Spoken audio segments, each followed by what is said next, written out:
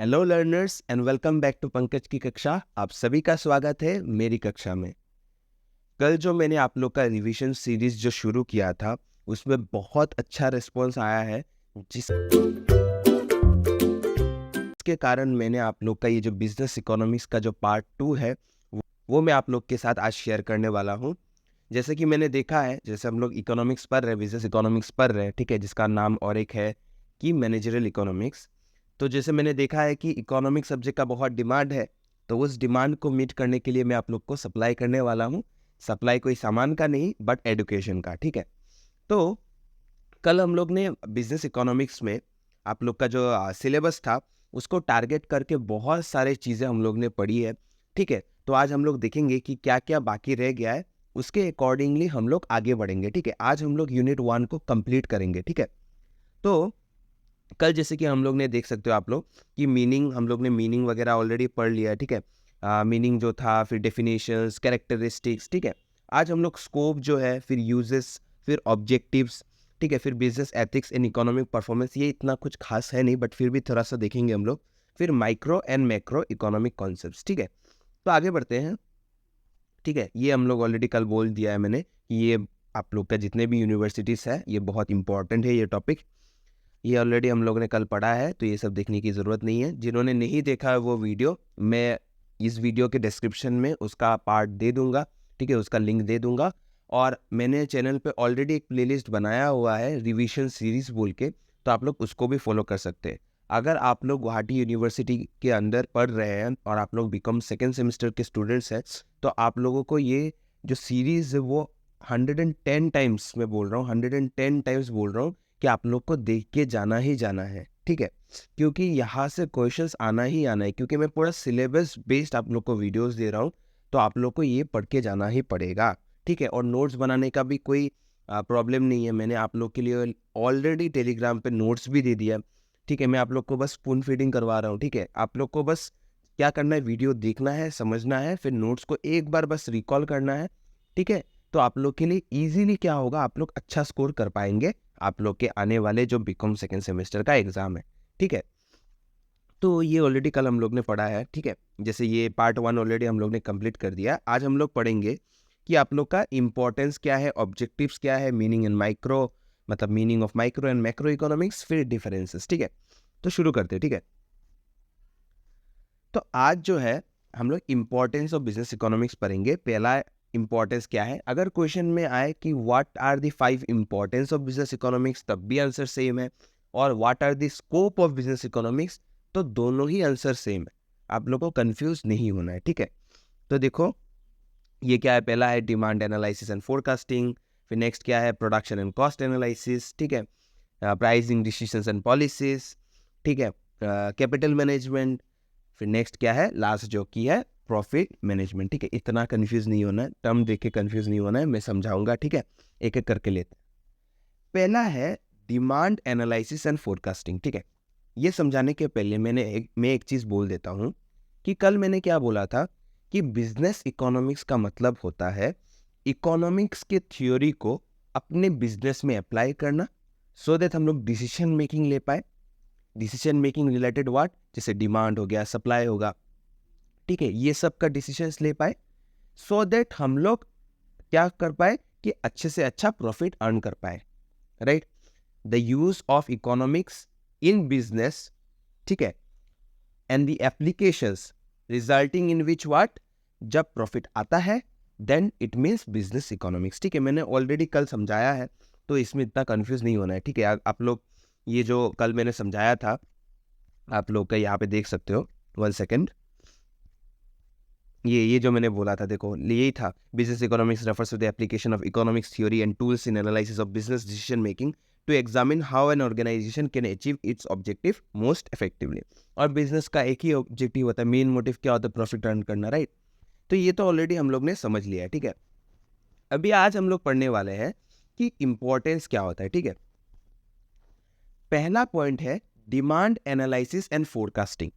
Forecasting मतलब predicting, ठीक है। अभी बात यह है कि अगर इकोनॉमिक्स के जो ये सब कॉन्सेप्ट्स है, डिमांड, सप्लाई, कॉस्ट एनालिसिस वगैरह वगैरह जो भी है, अगर हम लोग को पता होगा तो हम लोग फ्यूचर में जो डिमांड होने वाला है या फिर जो डिमांड मार्केट में चल रहा है उसका एनालिसिस कर सकते हैं, राइट। सपोज एक जगह में हम लोग ने देखा कि यहाँ पे बहुत सारे लोग पेन्स यूज कर रहे हैं, ठीक है, बॉल पेन बहुत यूज कर रहे हैं, मतलब वहाँ पे लोग बहुत डिमांड कर रहे हैं बॉल पेन का। तो हम लोग को क्या करना है, वहाँ पे इफेक्टिव सप्लाई है कि नहीं चेक करना है, राइट। अगर उतना डिमांड है वहाँ पे सप्लाई है कि नहीं देखना पड़ेगा कि नहीं। रिसेंटली जब क्या हुआ था कि टमाटर का प्राइस बहुत बढ़ गया था। क्यों बढ़ गया था? बिकॉज जितना डिमांड था मार्केट में उतना सप्लायर्स थे ही नहीं, राइट। मान लो कि 10 दुकान है, वहां में से सिर्फ एक दुकान के पास ही टमाटर है, तो वो अपने हिसाब से प्राइस सेट करेगा कि नहीं, उस पॉइंट में भी हम लोग आएंगे, ठीक है। बस याद रखो कि बिजनेस इकोनॉमिक्स हम लोग के लिए इसीलिए इंपॉर्टेंट है क्योंकि वो हम लोग को डिमांड एनालिसिस में हेल्प करता है और डिमांड के फोरकास्टिंग मतलब प्रेडिक्ट करने में भी। देखो क्या लिखा है, accurate demand estimates are crucial for firms to optimise production cost and maximise profits. Forecasting helps identify factors influencing demand, guiding strategies, decision making। ठीक है, मतलब अगर बिजनेस इकोनॉमिक्स का हम लोग का नॉलेज होगा, मतलब economics in the sense economics का नॉलेज होगा, हम लोग को पता चलेगा कि मार्केट में कितना डिमांड है।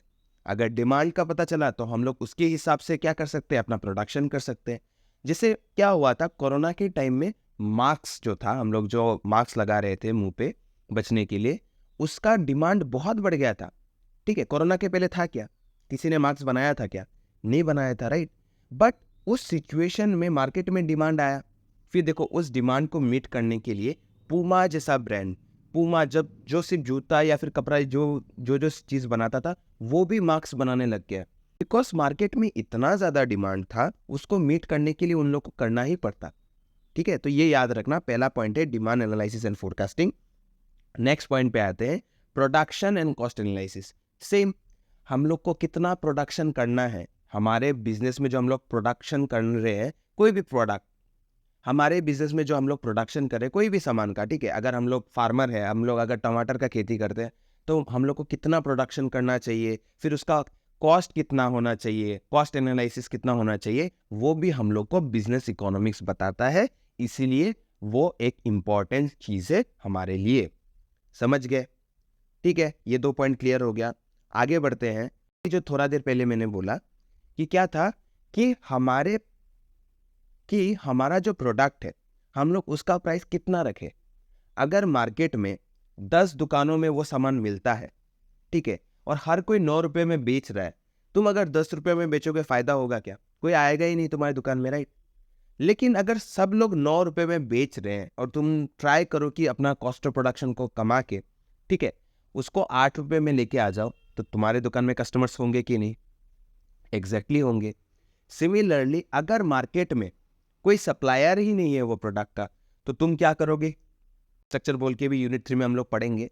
तुम लोग मोनोपोली हो जाओगे, राइट। दूसरा कोई सेलर ही नहीं है, तुम अकेले माल बेच रहे हो, तो तुम अपने हिसाब से प्राइस फिक्स कर सकते हो। तो ये सब चीज़ कौन बता के देता है?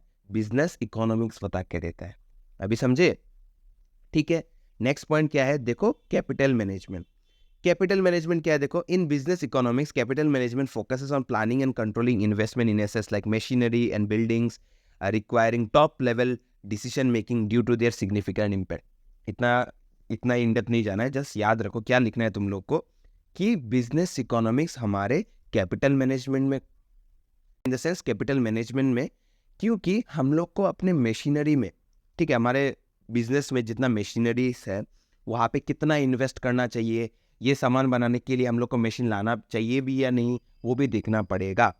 सपोज तुम लोग एक गाड़ी बना रहे हो, ठीक है, अभी तुमने सोचा कि वहाँ पे तुमको टायर्स, उस गाड़ी में टायर्स तो चाहिए।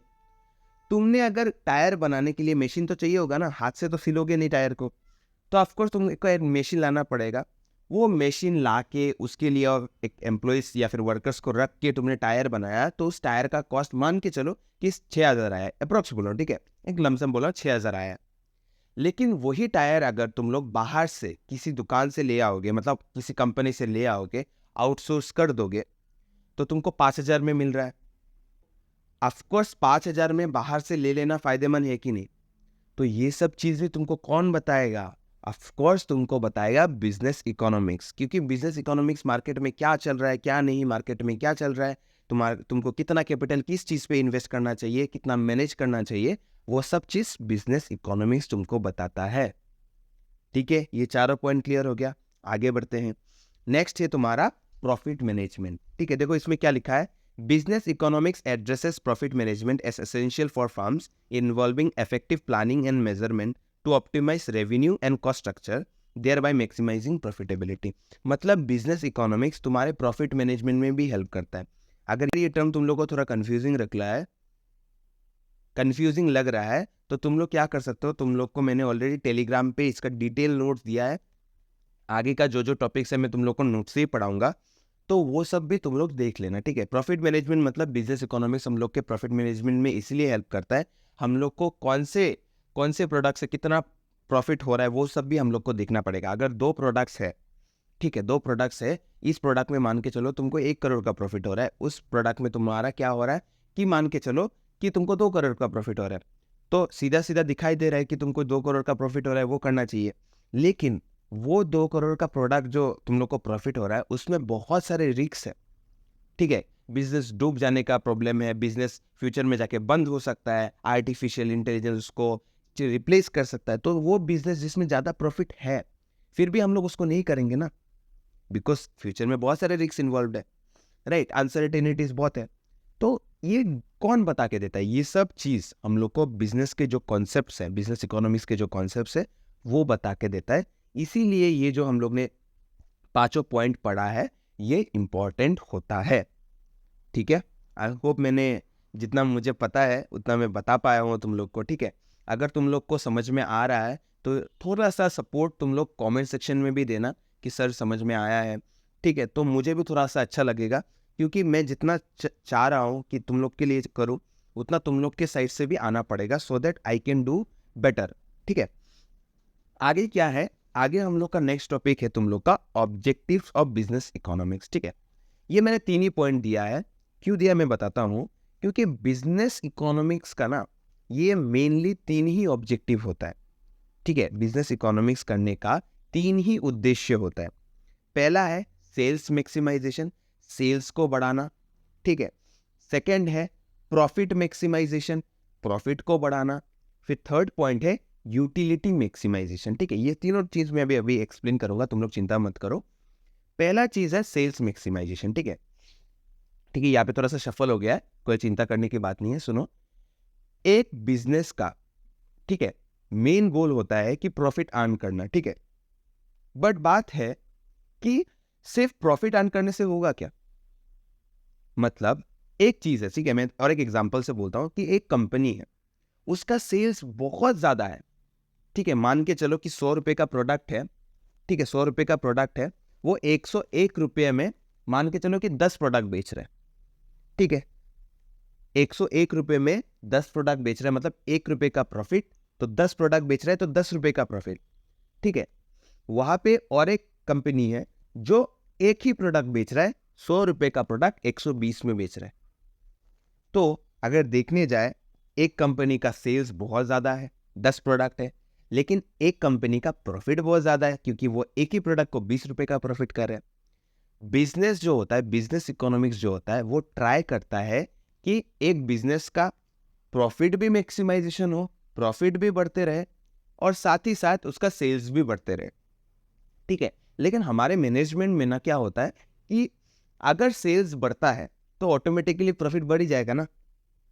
सपोज अगर एक कंपनी, जो मैंने बोला कि 101 रुपए में प्रोडक्ट बेच रहा है, वो अगर 1 लाख प्रोडक्ट बेचेगा तो उसका 1 लाख ही तो प्रॉफिट हो गया ना। 101 रुपये था, अगर 1 रुपये का प्रॉफिट एक प्रोडक्ट पे होता है, अगर 1 लाख प्रोडक्ट बेच रहा है तो उसका 1 लाख क्या हो जाएगा, प्रॉफिट हो जाएगा, राइट। तो इंटरडिपेंडेंट है ये सब चीजें। ठीक है, तो हम लोग जस्ट समझते हैं कि बिजनेस इकोनॉमिक्स में इसका उद्देश्य क्या होता है। ठीक है, पहला पॉइंट है प्रॉफिट मैक्सिमाइजेशन। देखो, the primary objective of business economics is to maximise profits by optimizing revenue and cost structure, ensuring that the firm generates the highest possible level of net income। मतलब क्या क्या करना है कि हम लोग को कॉस्ट स्ट्रक्चर को या फिर रेवेन्यू स्ट्रक्चर को अच्छे से देख के रखना पड़ेगा, सो दैट क्या हुआ, हम लोग का प्रॉफिट मैक्सिमाइज हो। ये कौन बता के देता है, कौन हेल्प करता है, of course business economics. Business economics का मीनिंग जिसने समझ लिया उसके लिए ये यूनिट कुछ नहीं है, ये यूनिट उस स्टूडेंट के लिए पूरा पानी है। ठीक है, बिजनेस इकोनॉमिक्स का मतलब था कि इकोनॉमिक्स के कॉन्सेप्ट को बिजनेस में अप्लाई करना। ठीक है, तो पहला हो गया प्रॉफिट मैक्सिमाइजेशन, सेकंड है कि सेल्स मैक्सिमाइजेशन। सेल्स मैक्सिमाइजेशन में क्या लिखा है देखो, business economics also aims to maximize sales revenue by strategically managing marketing, pricing and distribution strategies to capture a larger market share and increase overall sales volume.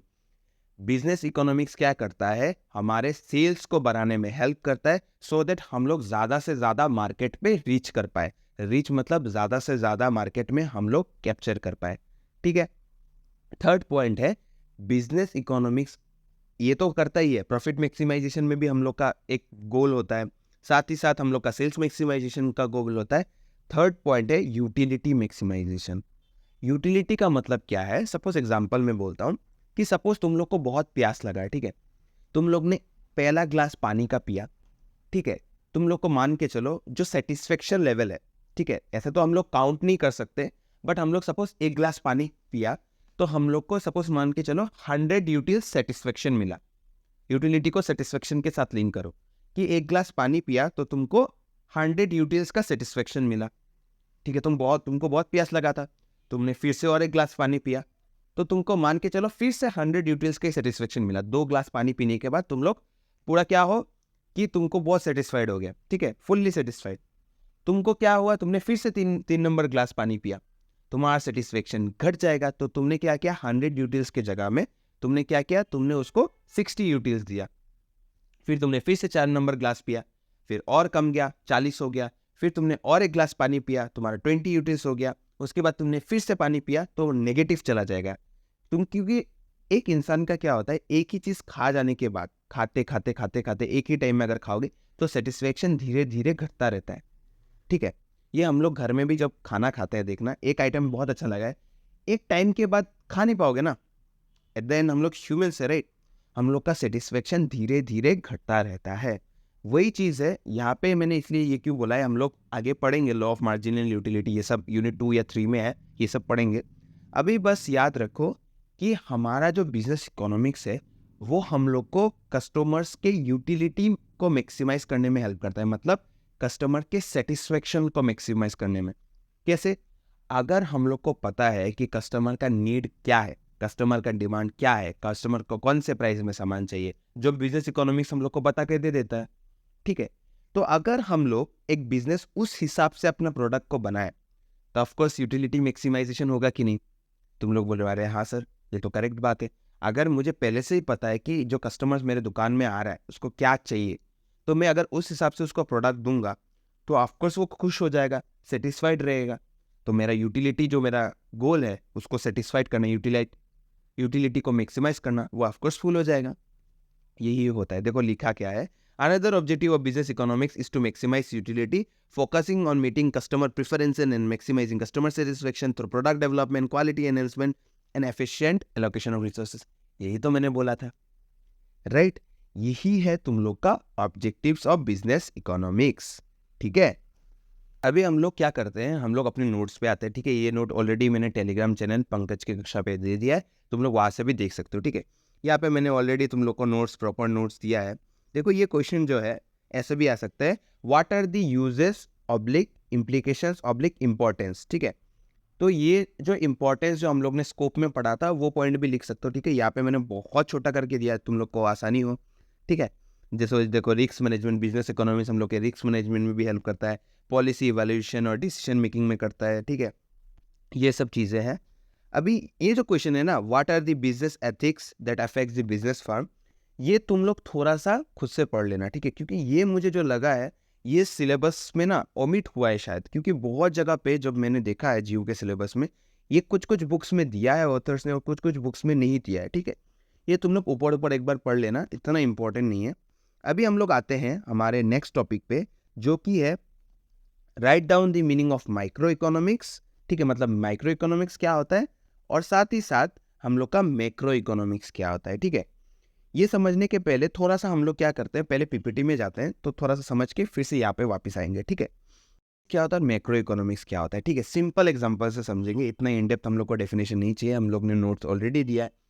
Micro economics, suppose जब हम लोग एक individual इंसान का, ठीक है, मतलब individual मतलब एक इंडिविजुअल फर्म का डिमांड को स्टडी करेंगे या फिर उसका प्रोडक्शन को स्टडी करेंगे, तब वो माइक्रो इकोनॉमिक्स बोला जाता है। मतलब माइक्रो जो है वो माइक्रोस ग्रीक वर्ड से आया है, फिर मैक्रो जो है मैक्रोस ग्रीक वर्ड से आया है, ठीक है, जितना मुझे पता है। तो माइक्रो का मतलब होता है छोटा और मैक्रो का मतलब होता है बड़ा। जैसे हम लोग ने माइक्रोस्कोप स्कूल लाइफ में पढ़ा होगा या फिर देखा भी होगा बहुत सारे स्टूडेंट्स से, माइक्रोस्कोप मतलब जब छोटे छोटे पार्टिकल्स के बारे में हम लोग देखते हैं उसको हम लोग माइक्रोस्कोप में देखते हैं, राइट। सिमिलरली जब हम लोग एक इंडिविजुअल फर्म का डिमांड को स्टडी करेंगे या फिर इंडिविजुअल कस्टमर का कंजम्पशन पैटर्न स्टडी करेंगे, तब वो हम लोग के लिए क्या होगा, माइक्रो इकोनॉमिक्स होगा। सिमिलरली जब हम लोग एक बिगर पिक्चर को देखते हैं, एक बड़ा सा पिक्चर को देखते हैं, वो हमारा मैक्रो इकोनॉमिक्स होता है, ठीक है। मतलब जब हम लोग एग्रीगेट डिमांड का बात करेंगे, वहां पे क्या था माइक्रो में, एक इंडिविजुअल डिमांड, एक फर्म का डिमांड, और जब मैक्रो में आएंगे एज ए होल कंट्री का, हम लोग अगर बोलेंगे कि aggregate demand of India in respect to, मान के चलो पोटेटोज, टोमेटोज, व्हाट्सोएवर, ठीक है। जब हम लोग एक इकोनॉमी के बारे में बात करें, एक देश के बारे में बात करेंगे, तब हम लोग मैक्रो इकोनॉमिक्स कॉन्सेप्ट के बारे में बात करें, जैसे एम्प्लॉयमेंट हो गया, अनएम्प्लॉयमेंट हो गया, ठीक है, तो सब मैक्रो इकोनॉमिक्स में आता है। और माइक्रो इकोनॉमिक्स में मतलब इंडिविजुअल डिमांड्स वगैरह वगैरह, ठीक है। अभी हम लोग पीडीएफ में आते हैं तो तुम लोग को क्लियर हो जाएगा। देखो कि क्या है माइक्रो इकोनॉमिक्स का डेफिनेशन में मैंने क्या लिखा है, देखो, micro economics is the branch of economics based on the economic behaviour of small economic units. मैंने बोला था स्मॉल इकोनॉमिक यूनिट्स, जैसे क्या, कंज्यूमर्स, फार्म्स, वर्कर्स, सेवर्स मतलब जो पैसा सेव करता है, सेवर्स, इंडिविजुअल इंडस्ट्रीज, इंडिविजुअल याद रखना, अगर इंडस्ट्री बोलोगे तो इंडिविजुअल इंडस्ट्री बोलना है, markets and so on. All economic decisions are ultimately made by individuals and the totality of these decisions defines the economic environment. Correct? Consumers decide how much of various goods to purchase. Workers decide what jobs to do. Workers decide what jobs to take, and firms decide how many workers to hire and how much output to produce. ठीक है, ठीक है। ये definition अगर tough लग रहा है, मैं और एक डिफिनेशन मैंने दिया है, ठीक है, तुम लोग के लिए बहुत आसानी किया है मैंने, ठीक है, आसान कर दिया सब कुछ। देखो क्या लिखा है, microeconomics is like zooming in on small parts of the economy like individual people, household और business to understand how they make decisions about things like what to buy, how much to produce and how to use resources efficiently. It is basically about the smaller pieces that make up the bigger picture of the economy. समझ गए? जब हम लोग individual demand के बारे में बात करेंगे, चाहे वो कंज्यूमर हो गया, वर्कर्स हो गए, ठीक है, तब हम लोग क्या बात करें, हम लोग माइक्रो इकोनॉमिक्स का बात कर रहे हैं। सिमिलरली उसका ऑपोजिट क्या होगा, मैक्रो इकोनॉमिक्स। देखो क्या है, macro economics is like a step back and looking at the big picture of the economy as a whole rather than focusing on individual parts. It deals with things like national income, unemployment, inflation and other and overall economic growth. जब हम लोग economy के बारे में as a whole बात करेंगे, तब वो क्या होता है, वो मैक्रो इकोनॉमिक्स में आता है, ठीक है। अभी हम लोग इसका डिफरेंस देखते हैं तो ये पूरा कॉन्सेप्ट क्लियर हो जाएगा। देखो माइक्रो और मैक्रो इकोनॉमिक्स, पहला मीनिंग क्या है, the branch of economics that studies the behaviour of an individual customer मतलब कंज्यूमर वगैरह वगैरह। जब इंडिविजुअल कस्टमर के बात में बोल रहे हैं तब हम लोग माइक्रो इकोनॉमिक्स का बात कर रहे हैं। और मैक्रो में क्या होगा, the branch of economics that studies the behaviour of the whole economy, ठीक है। फिर देखो और एक पॉइंट क्या है, जब भी डिफरेंस आता है टेबल बनाना ही बनाना है, ये याद रखना, ठीक है, ये खोल के पी जाओ ये बात, वरना मार्क्स नहीं मिलेंगे, ठीक है, गुवाहाटी यूनिवर्सिटी में मार्क्स नहीं मिलता है, ठीक है। सेकंड पॉइंट देखो, माइक्रो इकोनॉमिक्स में deals with individual economic variables.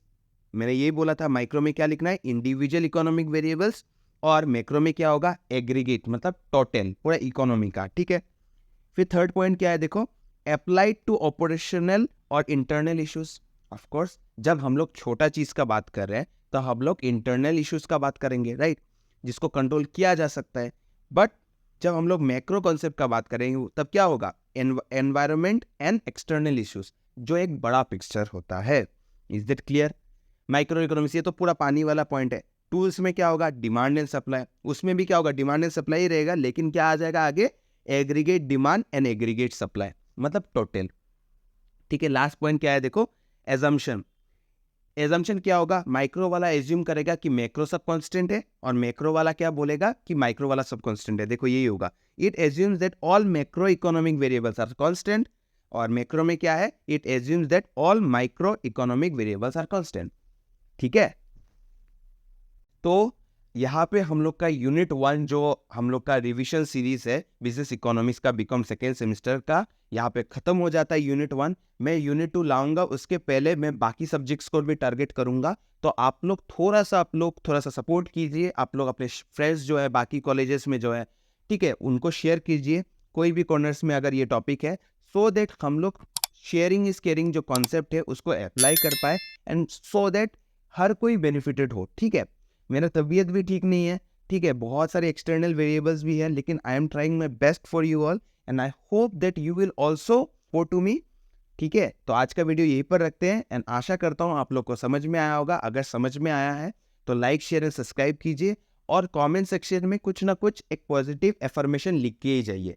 ठीक है, चलिए मिलते हैं नेक्स्ट क्लास में, एंड मैं आशा करता हूँ आप अपना कलम, किताब और फोन लाना नहीं भूलेंगे। धन्यवाद।